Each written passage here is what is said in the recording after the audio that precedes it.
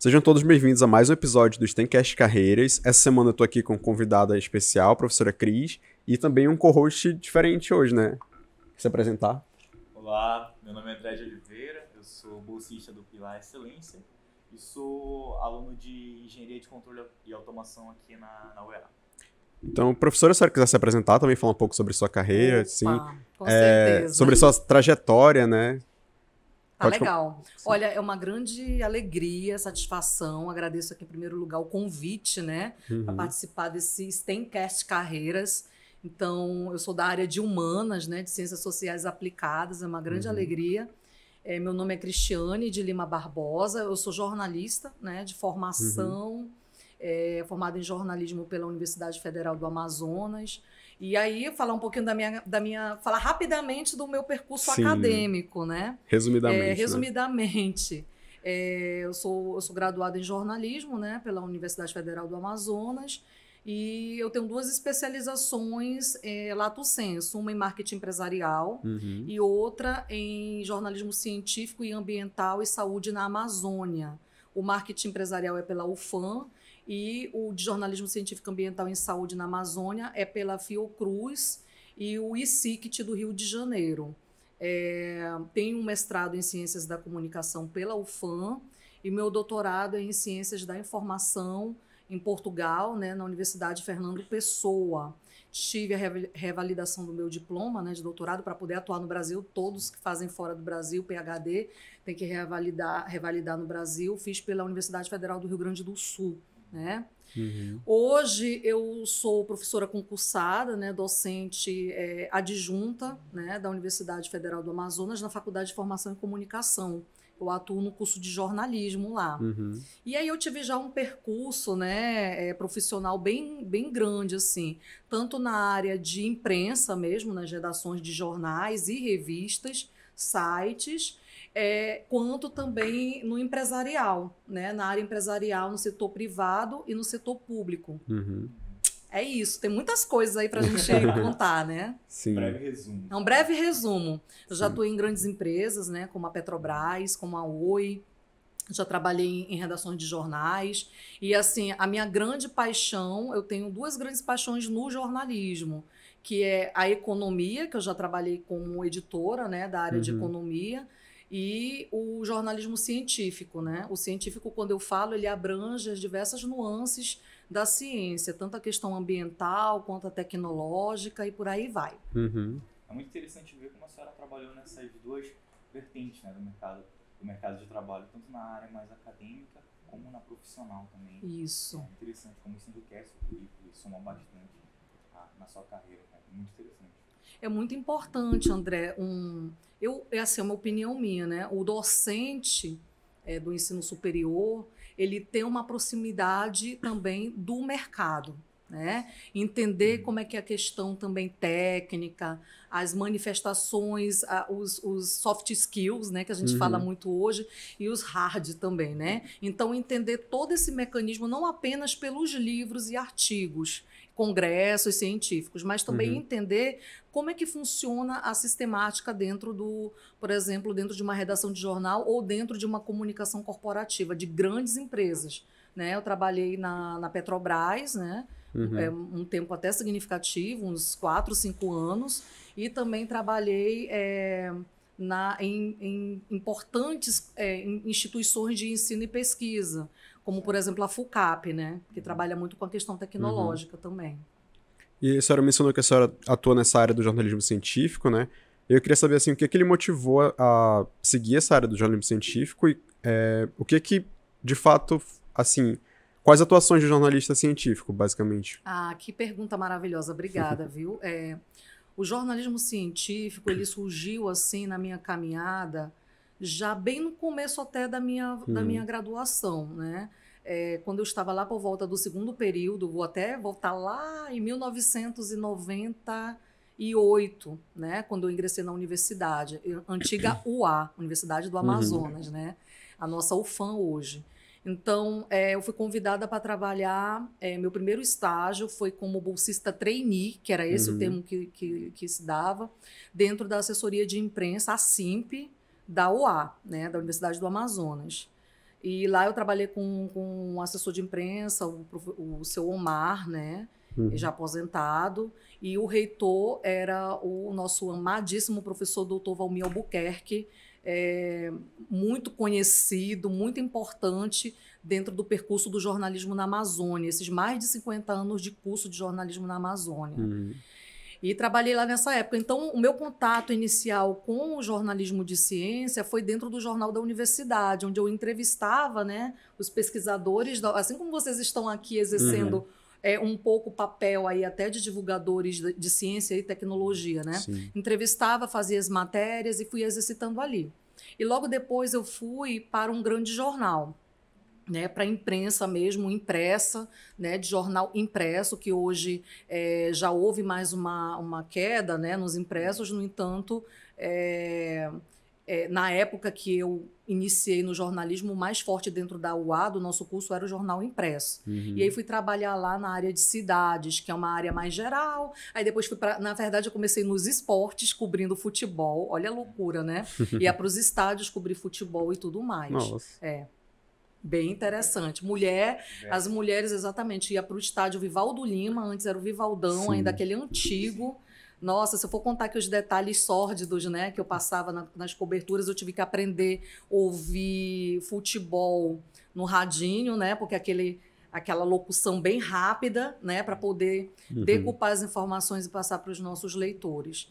E fui seguindo minha vida, depois fui para o jornalismo econômico, já em um outro jornal. E é uma área também do jornalismo muito especializada. Eu sou uma jornalista que trabalha na área mais especializada, não generalizada, né? Que a gente fala no jornalismo. E a economia também ela exige que você tenha leituras, entendimento sobre estatística, indicadores, né? Entender como acontece balança comercial, exportação, importação, esses nomes, assim, essas sopas de letrinhas, IPCA, Selic, né? Que regem nossas vidas.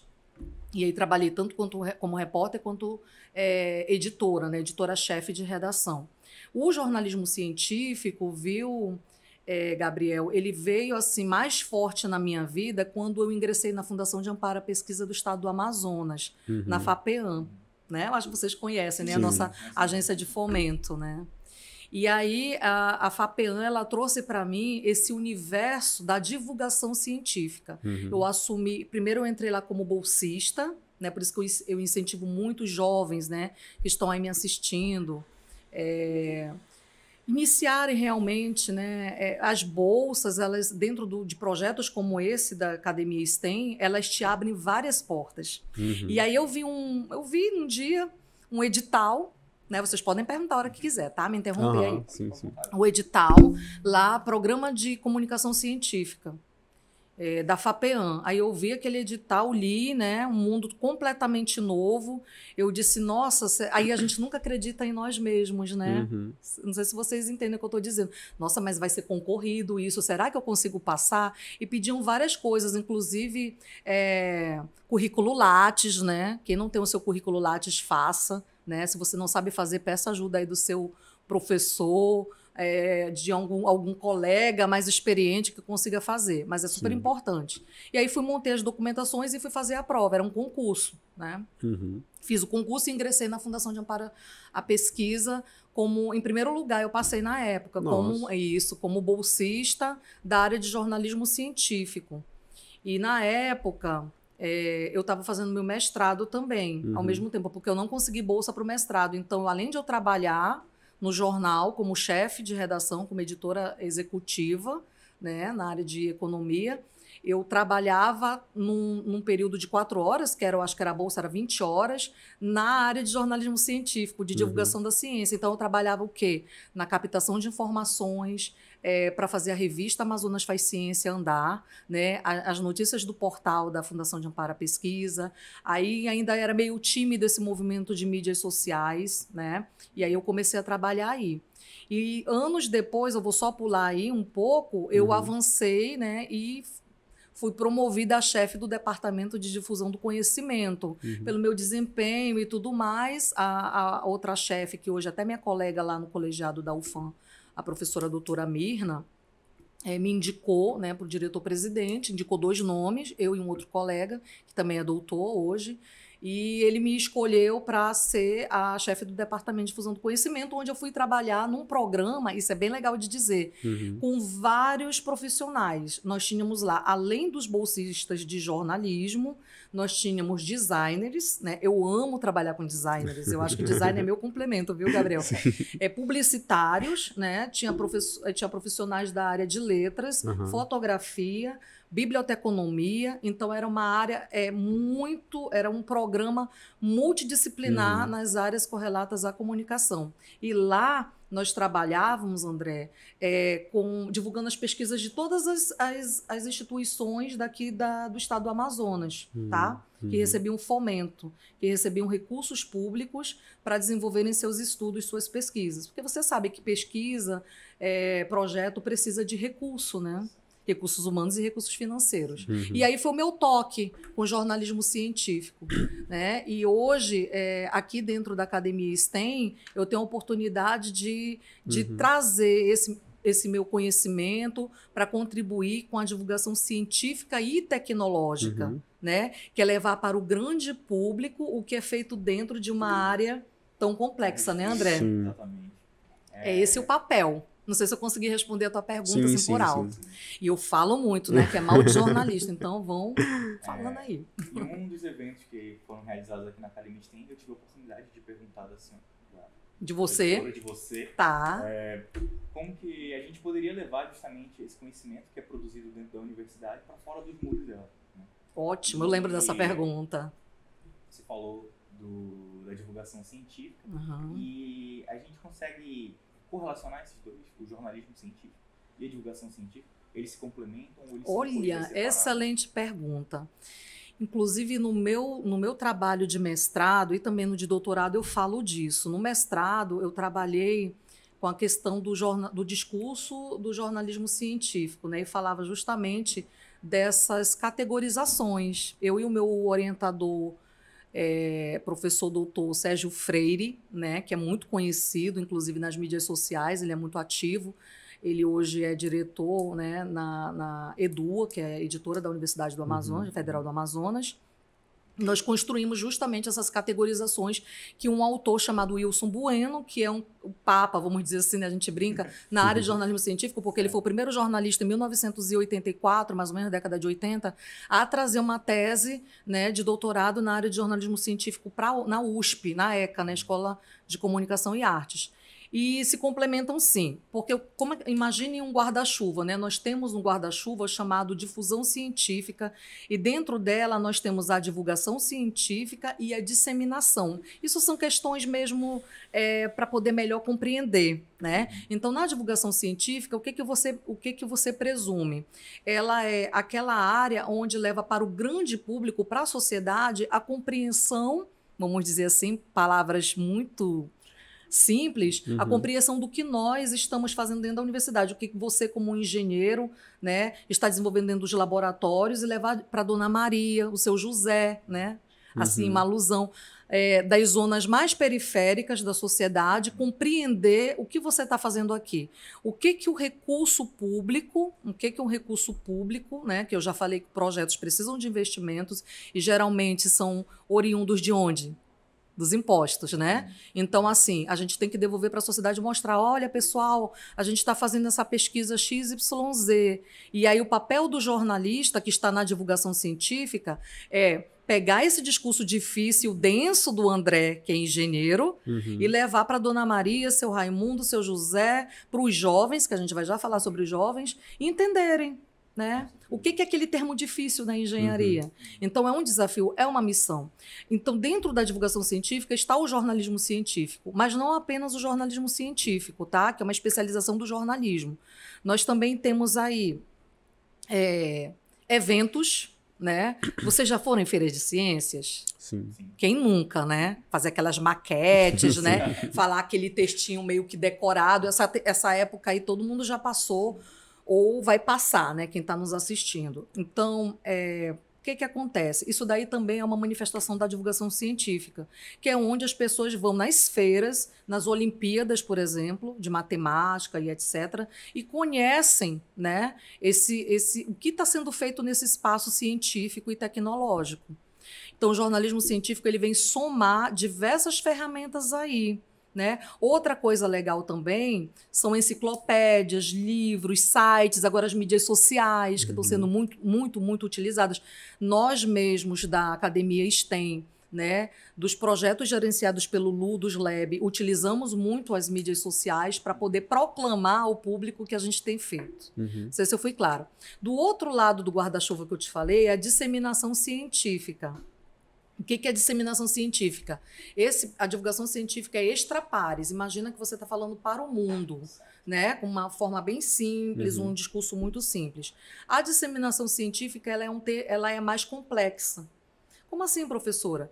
Eu até falei há pouco com o Gabriel, vamos fazer um artigo científico? Já é aquela linguagem entre pares. É o André, que é engenheiro, para o seu colega que também é engenheiro, os professores engenheiros. Então, existem os congressos de engenharia, que é entre pares, que assim, só vocês entendem, né? Os artigos científicos nas revistas com qualis, né? Se você não sabe o que é importante pesquisar, né? Que é o qualis da CAPES, que são as classificações dos programas de pós-graduação.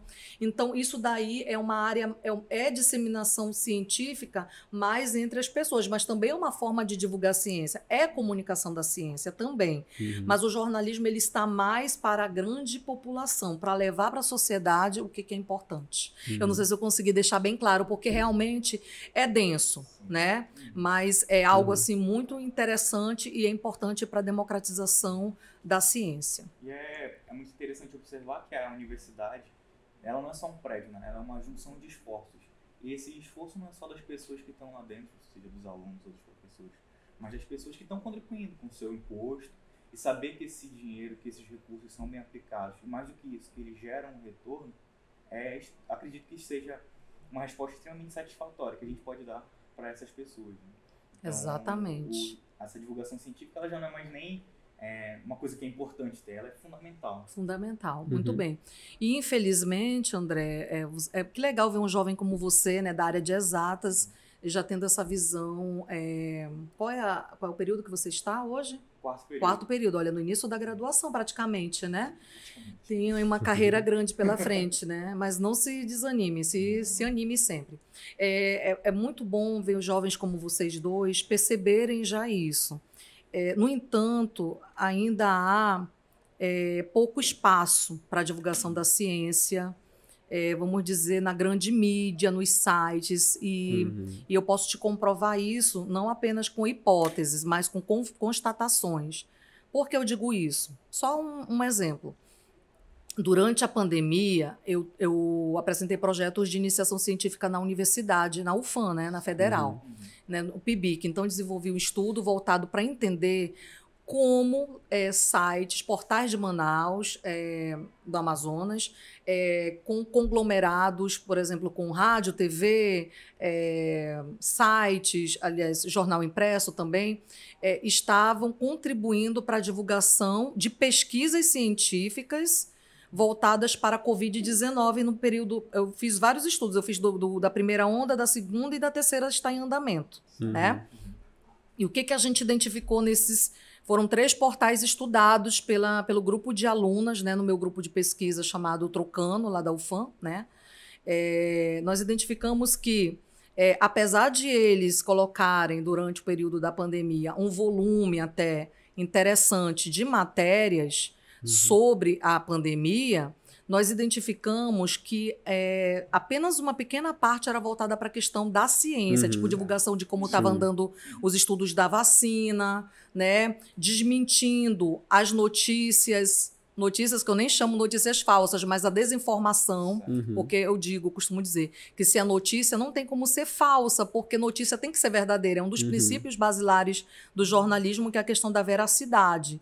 Então, assim, com muita desinformação que aconteceram em grupos de WhatsApp, no Facebook, vocês acompanharam, né? Vocês viram a história, nós vimos diante dos nossos olhos. O que nós percebemos aí? Nós queríamos entender como a imprensa na internet, que eu tive que delimitar, né, contribuiu para divulgar o que estava sendo feito. E eu sabia que estava acontecendo muita coisa, porque eu também atuei, né, dentro da Fiocruz Amazônia, e eu sabia que lá existiam grupos de pesquisadores que estavam ali incansavelmente estudando, investigando as cepas, por exemplo, né? E a gente via pouca coisa sobre isso, ou muito supérfluo, muito assim, superficial. Então, nós identificamos que não havia um aprofundamento. Claro que aí você pode vir com várias desculpas. Não tinha equipe, estava difícil a cobertura.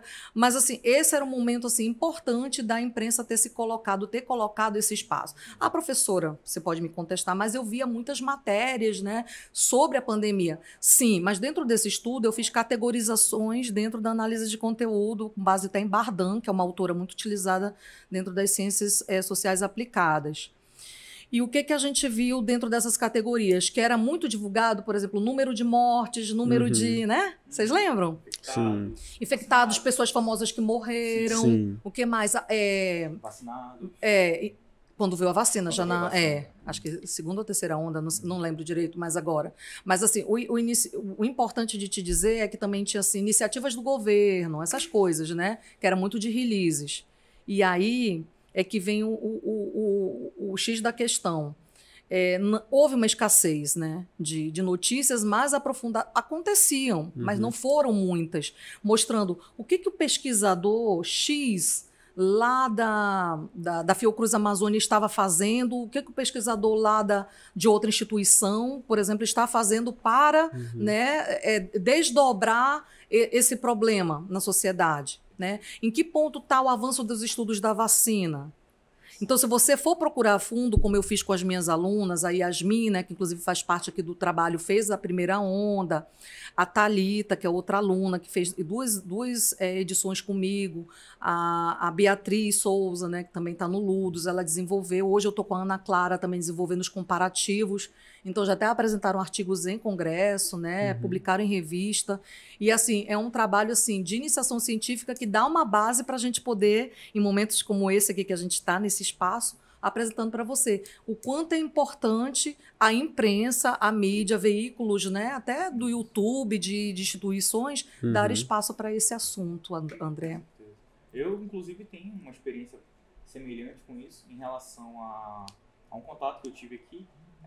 A minha pesquisa aqui na Academia STEM é na área de inteligência artificial. Então, eu tive esse contato com ela através da Academia STEM ao longo do projeto que a gente desenvolveu enquanto eu era bolsista do Pilar Permanência.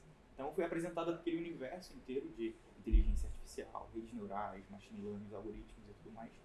E ali eu pude visualizar como é que funciona. Não completamente, porque é um assunto muito denso, mas já tenho algumas noções sólidas, assim. E agora, no momento, tem uma tendência, que é o ChatGPT, que foi uma notícia que tá na boca do povo, Sim. Estourou. Porque assim, a imprensa trouxe, exatamente, né? Mas trouxe, muitas vezes, de uma forma muito assustadora, né? Então, se a gente viabilizasse com mais frequência esses trabalhos que são realizados na academia, ou os trabalhos acerca de inteligência artificial, talvez quando essa notícia chegasse, ela não seria tão impactante, né? Não causaria tanto medo, porque de fato não é uma coisa que deve ser temida, ao contrário, né?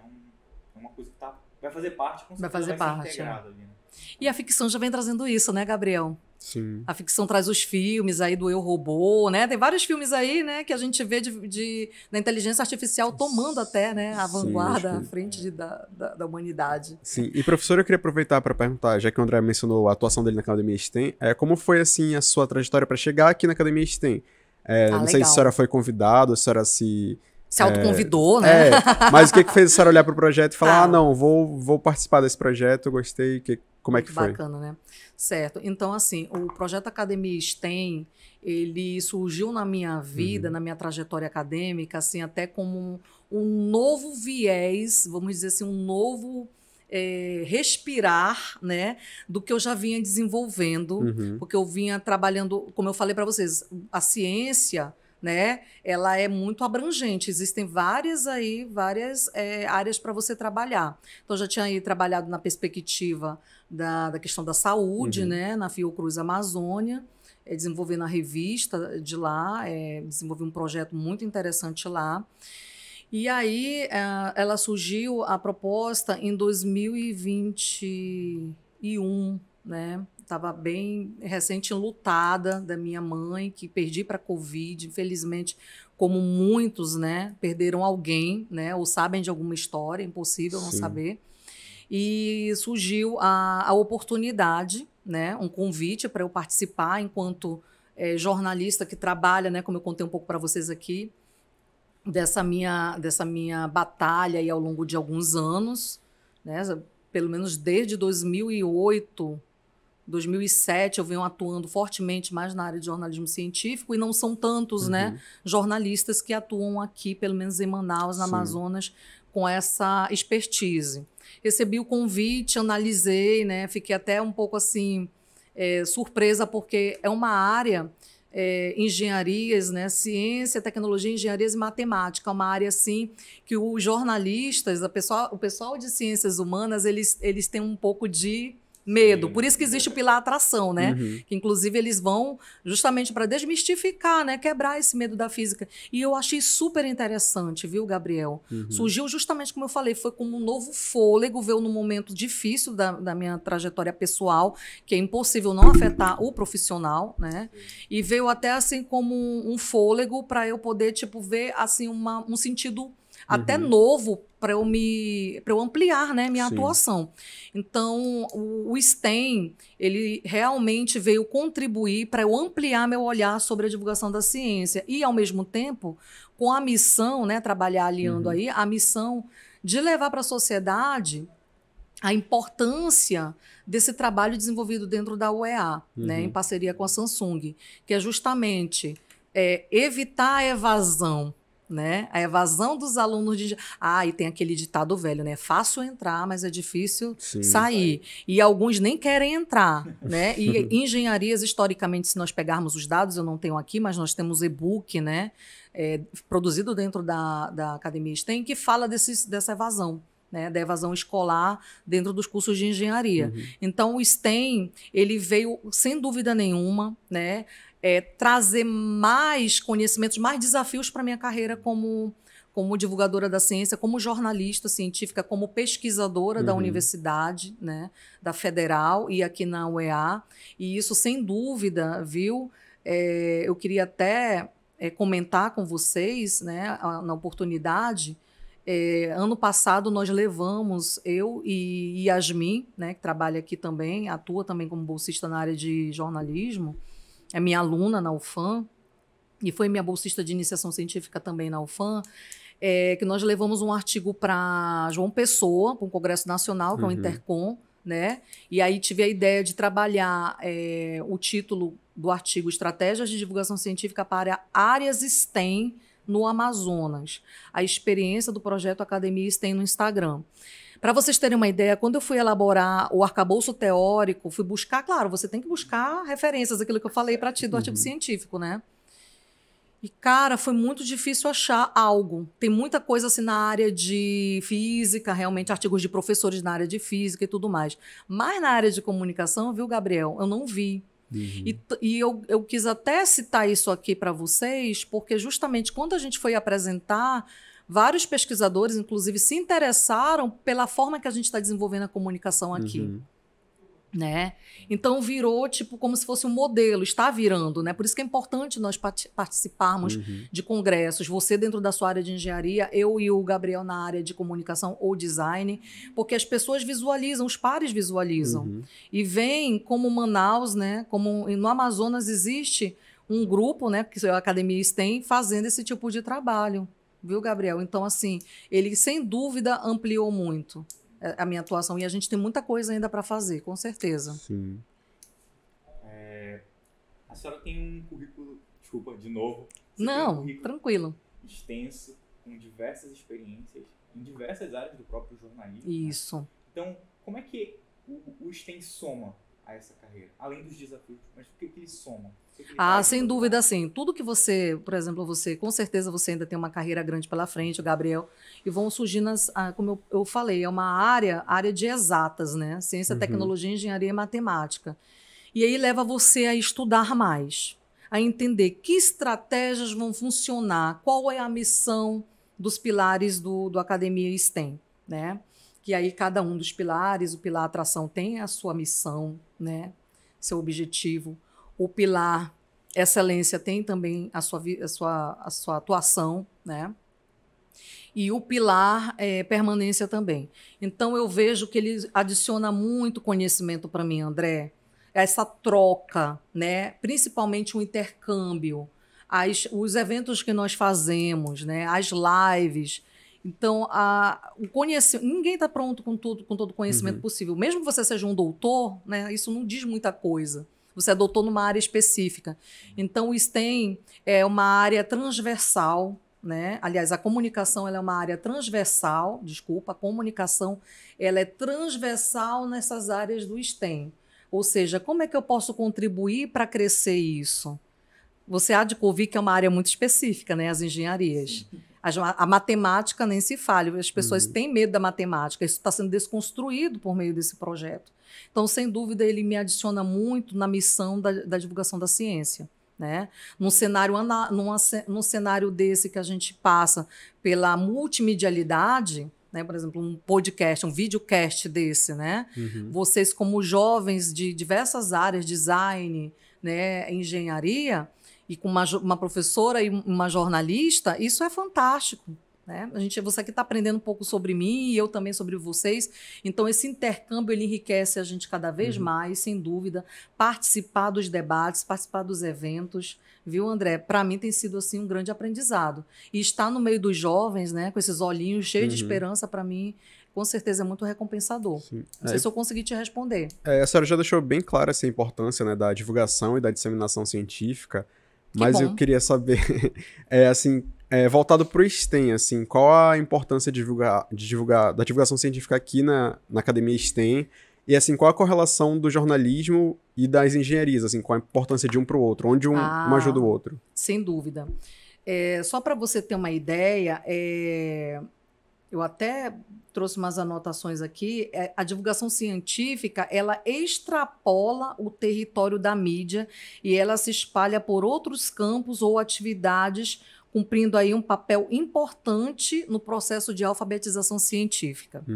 Então, assim, só esse meu dizer, ele já mostra que a gente utiliza dentro desse artigo que nós fizemos, por exemplo, das estratégias de divulgação científica, dentro das redes sociais, que é o que a gente tem atuado no núcleo de comunicação, apoiando toda a gestão, né, e pilares da Academia STEM, é justamente porque as mídias sociais digitais, as redes, elas formam aí, né, elas mudaram a forma com que as pessoas interagem, né, sem dúvida. Só para vocês terem uma ideia, tem uma autora, a Raquel Recoeiro, que ela trabalha com os conceitos de redes. As redes que vocês... as redes sociais, é muito comum usar esse termo. Mas as redes sociais, elas começaram no offline, né? Então, como assim, professora? Aquelas pessoas que se reuniam no fim da tarde na calçada de casa, conversando, por exemplo, né? As mães com determinados interesses. Então, antes de existir a rede social online, existiam as offline, e existem ainda. Então, essa mudança do analógico para a infovia, para o digital, vamos dizer assim, para o virtual, ela é muito marcante. E o jornalismo, né, no caso aqui, o que a gente atua dentro da Academia STEM, né, no caso, é a questão do marketing digital. Né? Então, é muito fundamental para levar, como eu falei antes, né, para vocês, ao nosso público, às nossas personas, porque assim, nós temos personas dentro do marketing digital. Para quem não sabe, é preciso que a gente defina muito bem quais são as personas que a gente quer atingir. O que é persona, professora? Personas são os públicos-alvos, né, com mais detalhamentos. Né, dentro do marketing digital. Não sei se vocês já ouviram falar. Já ouviu, André? Você desenha perfis fictícios de quem você quer atingir. Né? O pilar atração, por exemplo, são jovens que estão no ensino médio, de até, acredito, 17 anos, que ainda não ingressaram na universidade, estão em dúvida. Dentro do nosso perfil Academia STEM, a CAD STEM, né? Nós temos já outras personas. Tem também essa, mas nós temos aqueles como você que já estão dentro da UEA, ou estão dentro da UFAM, ou IFAM, ou qualquer outra instituição que tem interesses pelas áreas STEM, né? E, além disso, também nós temos professores, pesquisadores, temos os pais, né? São, então, diversas pessoas aí, os gestores. Então, sem dúvida, Gabriel, para mim, enquanto profissional da área de jornalismo, participar de um projeto como a Academia STEM, né, é um diferencial, é um divisor de águas. Eu posso dizer essa palavra até. Por que um divisor de águas? Porque, como eu falei para o André há pouco, me levou a entender melhor, né, esse universo STEM, que antes eu não tive contato. A gente fazia, assim, eu fazia matérias dentro das revistas sobre assuntos voltados para tecnologia, para engenharia. Mas a partir do momento que eu ingressei, né, no STEM, no Ludus também, que trabalha com a perspectiva de games, né, nos leva a ter uma curiosidade maior para poder você falar com propriedade. Sim. Então, para você poder desenvolver todo um calendário editorial. Quando eu cheguei numa Academia STEM, eu tive que desenvolver todo o calendário editorial, né? Que é o quê? Que são os assuntos que vão estar, os dias, né? Que vão estar as publicações. Claro que a gente ainda tem um caminho muito longo para percorrer, mas de forma orgânica, né? Com toda a estrutura ainda que nós temos, ainda temos assim um caminho longo a percorrer para poder chegar a patamares muito altos. Sim. Mas isso faz parte do processo e é gostoso, né? Que a gente vai construindo. Não sei se eu consegui te... Porque eu falo bastante, às vezes eu fujo um pouco do... Não, de forma alguma. Tá. E, novamente, reforçando aquilo, né? De que essas duas áreas, né? Que parecem ser, a princípio, tão diferentes, elas podem se complementar e, quando juntas, elas podem somar bastante. Sim, porque o jornalismo, ele no caso, a comunicação, né? Ele é transversal. Porque o jornalismo, ele tem uma linguagem muito própria. Ele, geralmente, eu até falo para os meus alunos, o jornalismo, ele ouve sempre dois lados, ele denuncia. E o marketing, não, ele promove a imagem. Então, mas assim, isso não impede de que um aluno ou um profissional que se formou em comunicação jornalismo, ele possa atuar dentro do marketing. Então, hoje é um campo, marketing digital, muito utilizado por jornalistas. E ainda mais marketing digital aplicado à ciência e tecnologia. Né? Só um detalhe que eu queria ressaltar para vocês, dentro das mídias sociais digitais, eu trabalho também a perspectiva de técnicas de jornalismo. Então, nós temos alguns produtos dentro por exemplo, do perfil da Academia STEM, que passa... Claro, nós temos os rios, nós temos as trends, tem aí a parte das curiosidades, que é preciso, eu sempre digo para eles, os 4 E's do marketing digital: envolver, emocionar, entreter e engajar, né? Então, para poder chegar nisso daí, é preciso, claro, ter algo que sensibilize, que faça você rir. Então, também tem umas brincadeiras lá que isso bomba, né? Entre aspas, na internet, no Instagram principalmente. E aí o que eu queria te dizer é o seguinte, que também eu tenho um cuidado de trabalhar com a perspectiva jornalística, com o quê? Videoreportagens, que tem toda uma linguagem do lead, né, jornalístico, boletim, né, um boletim jornalístico dentro, releases, né, toda essa parte também de assessoria de imprensa. Há todo um trabalho também voltado dentro do jornalismo nas mídias sociais digitais do STEM. É isso que eu quero dizer para vocês. Para não ficar só pensando que é marketing puro, também tem essa contribuição que as alunas, né, trabalham. Sim. Agora, professor, um momento mais assim, mais descontraído, porque a gente, os convidados costumam falar bastante sobre as experiências de vidas, assim. E no seu caso, o que a senhora acha que, assim, o seu eu de 10 anos atrás, olhando para frente agora, o que a senhora aconteceu na sua carreira? Deus o livre. O que a senhora imagina, assim, Olha, quando a gente... Isso é um exercício muito interessante, viu, Gabriel? Imagina você se eu te dissesse, Gabriel, como é que você, né, retórica aqui, se vê daqui a 5 anos? Não faço ideia. Né? E você? Formado. Formado, só isso, mais nada. Formado. Uma lancha. É um exercício bem difícil, mas um exercício essencial. E isso o pessoal das engenharias faz com primor, o pessoal da área de administração também, né, da área de gestão faz muito isso. Na minha formação em si, de jornalismo, não tem muito essa pegada. Eu estou tentando levar para os meus amigos, para os meus alunos, essa questão, e alunas, dessa questão das soft skills, né, ter essa questão do planejamento, ver tudo isso da sua própria vida. Mas 10 anos atrás... portanto, 2013, eu ainda não tinha concluído meu doutorado, Na verdade, em 2013, eu não tinha entrado no doutorado, eu entrei em 2014. Então, eu estava numa fase, assim, de transição, né? Estava trabalhando numa empresa também de inovação tecnológica, né? E eu conheci pessoas, por isso que eu digo que é super importante você conhecer pessoas chaves que como é que eu vou falar a palavra? Me inspiraram para eu ir fazer um doutorado fora do Brasil. E eu nunca tinha imaginado isso, né?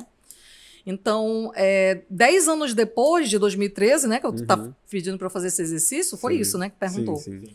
Eu nem me imaginava que eu teria entrado num doutorado, ainda mais feito no exterior, e conhecido tantas pessoas, entrado em tantos universos, para você ver como a vida, uma decisão você consegue fazer. E eu fui em 2014, parti para a Europa, nunca imaginei, né, fazer meu doutorado fora. Fiz meu doutorado fora, passei por, né, vários desafios, perrengues, tendo que trabalhar e, ao mesmo tempo, fazer minha tese, que não é fácil. Quem já fez tese de doutorado ou vai fazer até TCC sabe que é difícil, né? É desafioso, não é impossível. E hoje eu me vejo realizada, né? Por quê? Porque valeu tudo a pena. Sim. Todo o investimento que eu fiz, eu até ouvia de algumas pessoas, esse dinheirão que tu está investindo, porque tinha que reverter para euro, né, as coisas, e foi tudo do meu bolso, eu não tive bolsa, né, de incentivo, eu não tive papai e mamãe, como diz o outro, né, não tive patrocinador, eu mesma me patrocinava, meu trabalho mesmo, reserva financeira e tudo. E aí o que aconteceu? Aí é legal contar essa história porque é inspiradora. Fiz doutorado, né, mesmo sendo mãe, esposa, tendo que ir para outro lugar, tendo trabalho, né, foi bem desafioso mesmo. Eu continuei trabalhando. E aí algumas pessoas diziam para mim, mas tu vai fazer um doutorado fora e ele não vai ser válido no Brasil. Se eu tivesse ido por aí, por esse caminho negativo, porque você vai ouvir palavras negativas, viu, Gabriel e André? Eu tinha desistido. Tinha dito, poxa, então não vai valer nada. O que eu estou fazendo, né? Não, muito pelo contrário. Um ensino de altíssima qualidade, sim, lá, né? Contatos com outros pesquisadores de outros países. E eu consegui revalidar fazer o reconhecimento, a revalidação do meu título de doutorado no Brasil, sequencialmente. Então, entrei, fiz todo o processo na plataforma Carolina Bore, né? E consegui, eu peguei o meu diploma revalidado no Brasil, ao mesmo tempo fazendo o concurso público, onde tinham só 2 amazonenses concorrendo, o resto dos concorrentes eram de fora do Brasil, aliás, fora do Amazonas, né, de outros estados. E quando eu vi aquela concorrência, nossa, né, não queria nem me inscrever no concurso com medo, olha aí, né, como o medo ele te trava. Né? Não vou conseguir. E nós mesmos nos derrotamos. Eu estou dando uma de coach agora, né? Mas você tem que passar por cima disso na sua carreira para poder atingir os objetivos, né, finais. E valeu muito a pena, Gabriel e André, porque eu fiz o meu doutorado e hoje eu colho frutos desse doutorado, porque eu passei no concurso, fui logo chamada, trabalho para que eu me preparei, porque quem faz um doutorado tem que estar trabalhando dentro da questão da docência, né, e da pesquisa. É o marco realizador. Então, para mim, valeu muito a pena. Já estou trabalhando em outros projetos, né? Eu tenho um projeto de extensão que eu trabalho dentro do meu grupo de pesquisa, trocando na UFAM, que é o Portal da Ciência, né? Que é também na área de divulgação científica nas mídias sociais. Ele é um projeto que foi desenvolvido pelo professor Alan, que é o diretor, inclusive, da faculdade, né? Que eu faço parte, Faculdade de Informação e Comunicação, a FIC. Mas eu assumi a coordenação, né, por ele ter outras atribuições, e eu desenvolvo esse trabalho com alunos e alunas lá. É um trabalho que me dá muita alegria, né, muita satisfação. E aí aqui dentro do STEM também essa pegada voltada para as áreas, né, STEM, que eu já falei para vocês, e o Ludus Lab na área de games. Então estou bem feliz mesmo, de verdade, realizada com essa perspectiva que eu estou podendo contribuir, né, na minha formação. E para frente eu vou fazer esse exercício, né, daqui a 5 anos, logo devo entrar. Lancei um livro ano passado de jornalismo especializado, um e-book, né, isso me deu muita alegria em cenário nacional, também teve um outro organizado com outros pesquisadores. Quero lançar livros, né, para esse pessoal, inclusive para quem não é da área de jornalismo também, poder ingressar como o André, que é da área de engenharia, você que é da área de design, entender, né, mais sobre esse conteúdo. Porque você não precisa ser jornalista para trabalhar na divulgação científica. Nós temos aqui o professor Adam, que eu sempre uso como exemplo, que ele é um divulgador da ciência. Ele fala de física de uma maneira muito simples, né, nas mídias sociais. Então, eu acho bárbaro, assim, esse trabalho que ele faz. Né? Então, daqui a 10 anos, nossa, vou fazer esse exercício, mas eu prevejo muitas coisas boas, muitos dias de verão. Aí, professor, uma dúvida até pessoal, assim, mas imagino que muita gente tenha vontade de fazer, por exemplo, um mestrado, doutorado no exterior. Eu sei que não faz muito tempo que a senhora fez, assim, só 10 anos, mas a senhora acha que hoje em dia ainda vale a pena ou a educação no Brasil, assim, tá... Dependendo da área... Olha, ontem nós tivemos um anúncio, né, maravilhoso, que há muito tempo nós não tínhamos, que foi o reajuste das bolsas. Sim. Iniciação científica saltou de R$400 para R$700, meus alunos vão amar, né? Não sei se vai logo receber. Mestrado, doutorado, pós-doutorado, 5.200, inclusive. Eu vou fazer meu pós-doc em breve. Só estou esperando a minha vez lá, que tem uma fila, né? Que saem os professores. Eu acho que vale muito a pena. Vale a pena fazer no Brasil também. Existem excelentes programas de pós-graduação. Mas eu super recomendo se você for um jovem que quer até... Porque não é apenas assim, Gabriel, você... Não é só educação, é experiência, exatamente, né? É a experiência. E eu até, às vezes, eu posso até ser criticada depois, mas é uma opinião, né? Opinião é algo muito particular e subjetiva. Eu até já comentei com algumas pessoas um pensamento meio louco, que é bom filosofar, que eu acho jovens, assim... 18, 17 anos, muito ainda... Você não acha muito cedo para decidir a vida toda o que vai fazer? Cá entre nós? Com certeza, professora. Aí eu vou falar uma coisa aqui, mas por favor, não me critiquem. Eu acho assim que um jovem nessa faixa etária, ele tinha que primeiro conhecer um pouco o mundo, né? Né? Assim, é só um pensamento, tá? Sou professora. Mas assim, viajar um pouquinho, né? Conhecer um pouco das jornadas e tal. Eu sei que nem todo mundo tem essa questão também financeira, mas teria que ter um apoio. Nós não estamos num país... Somos um país muito rico, mas não temos essa condição. Mas acho que vocês estão me compreendendo bem meu pensamento, né? Então, por isso, nesse sentido, acho importante, sim, você fazer um intercâmbio, né? Professora, isso é um sonho. Não é um sonho impossível, né? Você também não vai fazer um intercâmbio e morar num apartamento de 5 estrelas, por exemplo. Não tem, eu não fiz isso. Né? Eu ia com o meu orçamento contado. Então, eu conheço agora mesmo uma amiga minha, que ela está na França, e ela vendeu ela vendeu os livros, ela vendeu as roupas, acho que ela vendeu tudo praticamente. Fez, como é que é o nome, gente?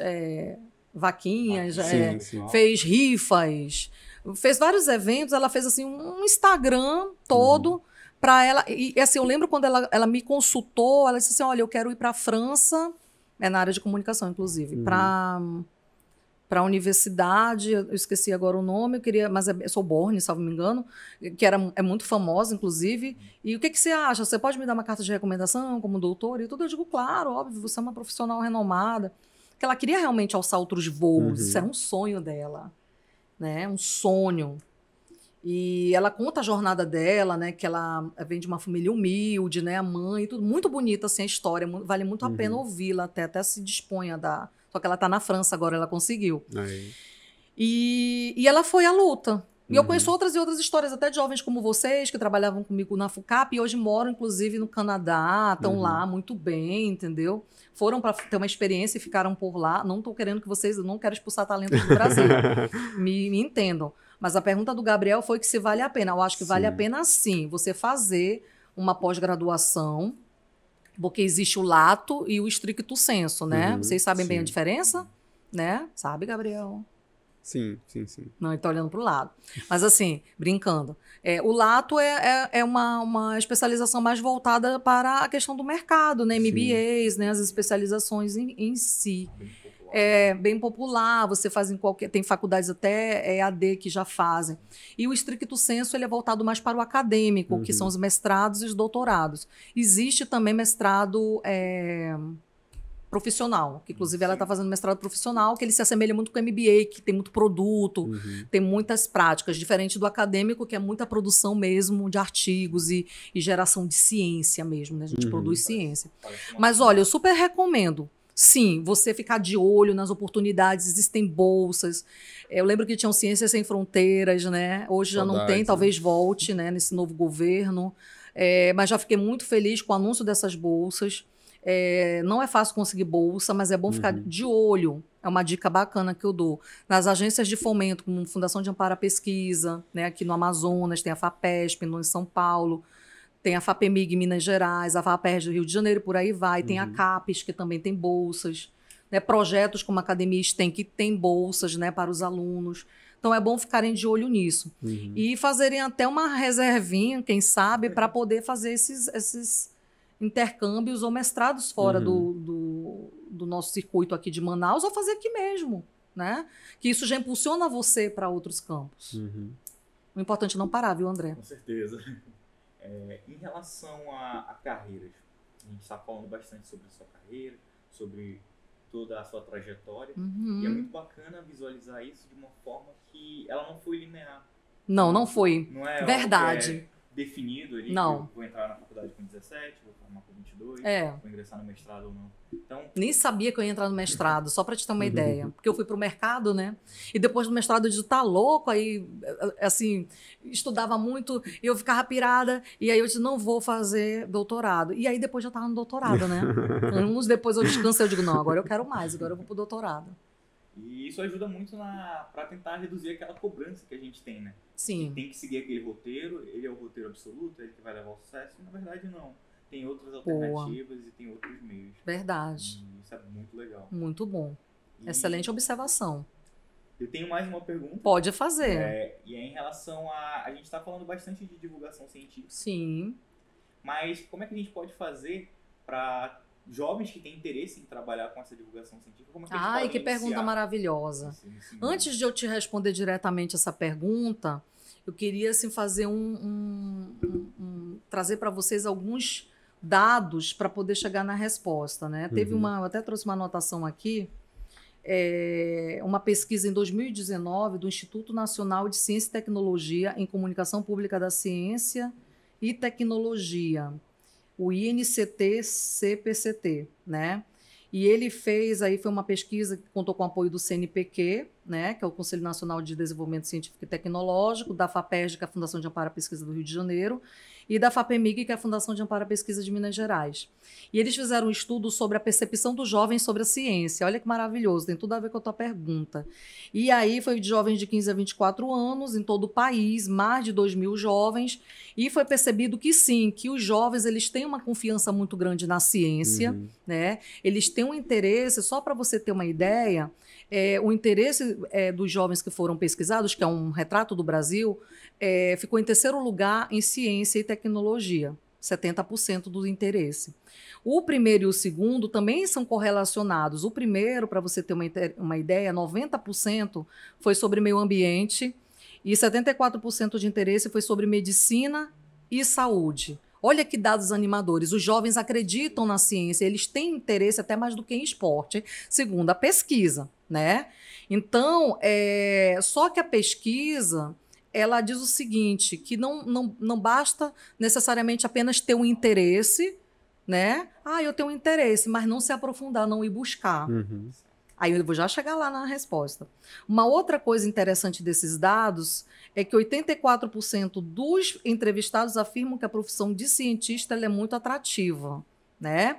Porém, 93% acreditam que será muito difícil alcançá-la, não acreditam que tem potencial. O que vocês acham disso? É preocupante, não é? Sim. Né? Porque muitos veem ainda o cientista como aquele cara que usa o jaleco, tem cara de doido, que nem o Einstein, né? Que tá aquela foto, cabelo bagunçado, loucão, e que trabalham dentro de um laboratório isolados. Entendeu? Isso é uma projeção apenas. Eu sou uma cientista, né? Então você não imagina uma mulher, aquela mulher ali é cientista, não imagina. Pensa que o cara tá de jaleco o tempo todo assim, não é alegre, é mal-humorado. Então, assim, é uma visão muito deturpada. E assim, para ser cientista, você exige sim uma seriedade nos estudos, né? Como você falou, né? Tem todo um percurso aí. Uma outra informação é que, além disso, 93%, aí vem uma coisa ruim, 93% dos jovens não sabem dizer o nome de um cientista brasileiro sequer. Imagina, né? Um da Amazônia aqui, que nós temos tantos. Não sabem dizer. não lembram nem de nomes de institutos de pesquisa. E aí, uma coisa também que eu queria, antes de finalizar, é que a maioria dos jovens, eles não sabem identificar as notícias falsas, a desinformação. Isso é muito grave, né? Isso é realmente muito grave, porque eles não conseguem identificar o que está vindo pelo WhatsApp, pelo Facebook, que não é verdade, que é uma distorção, né? Isso é muito sério. Então, esses dados que eu trouxe para vocês é para chegar como os jovens podem, né, contribuir ou podem participar de uma forma mais efetiva. Eles precisam se aproximar, como vocês dois aqui, de projetos interessantes, como a Academia STEM, como o Ludus Lab pelo meio do Adiastra, né? Vários projetos que nós temos dentro das universidades, isso é um caminho.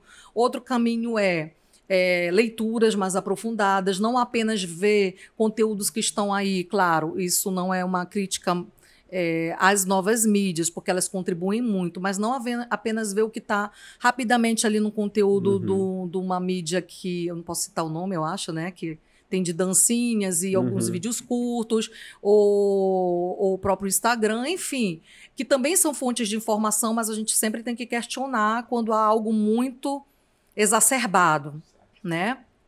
E procurar realmente porque hoje, viu, André e Gabriel, o letramento midiático, ele não é uma obrigação apenas do jornalista, do comunicador, do marqueteiro, do design, ou das pessoas que produzem conteúdo para as mídias, não. Ele é como ele falou, é fundamental para a sociedade, até para as crianças, né? Hoje entender, olha, você recebeu isso aqui pelo WhatsApp, é algo que é uma das mídias que mais disseminam, né? E um estudo já apontou que a maioria das desinformações que circulam nos grupos de WhatsApp são das famílias, sabiam? Então, assim, é você sempre questionar e duvidar. E como eu vou duvidar, professora? Existe hoje uma coisa fantástica que se chamam agências de fact-checking, né? Nós temos aí várias, a Agência Lupa, que tem uma credibilidade imensa, aos fatos, fato ou fake, que é do Grupo Globo, né?